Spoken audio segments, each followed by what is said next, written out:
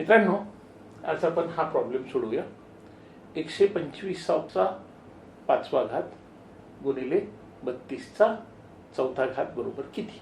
तर मित्रांनो, या ठिकाणी बघा, 125चा 5वा घात बरोबर काय लिहिता येईल? 5चा तिसरा घात. 125 म्हणजे काय? 5चा तिसरा घात. 5 गुणिले 5, 25 गुणिले 5, 125. म्हणून 125 बरोबर काय? 5चा तिसरा घात, त्याच्यावर 5चा 5वा घात. हा घातांकाचा नियम आहे. घातांक त्याच्यावर दुसरा घातांक असेल तर या दोघांचा गुणाकार होतो. म्हणजे काय होईल? हे 5चा 15वा घात आणि 32चा 4था घात बरोबर काय होईल? 2चा 5वा घातचा 4था घात. 32 म्हणजे काय? 2 गुणिले 2, 4 गुणिले 2, 8 गुणिले 2, 16 गुणिले 2, 32.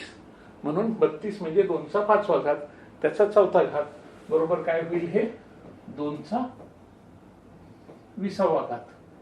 आपण याला काय करू? याला आणखी थोडस सिंप्लिफाय करू. 2चा 15 अधिक 5 घात बरोबर 2चा 15वा घात गुणिले 2चा 5वा घात. मग आपल्याला जे काढायचंय त्याचं उत्तर काय होईल? 125चा 5वा घात म्हणजे काय आलेलं आहे?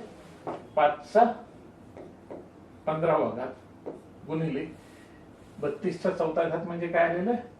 2चा 15वा घात गुणिले 2चा 5वा घात बरोबर काय होईल?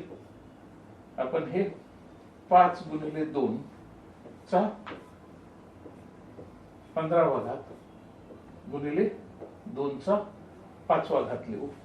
म्हणजे मग काय होईल? हे 5 दुनी 10, 10चा 15वा घात गुणिले 2चा 5 घात काय होईल? 32. आणि ही संख्या आपल्याला कशी लिहिता येईल? 3.2 गुणिले 10चा 16वा घात. मित्रांनो, नीट लक्षात घ्या, समजून घ्या, स्टेप समजून घ्या. 5 गुणिले 2चा हा 15वा घात आहे.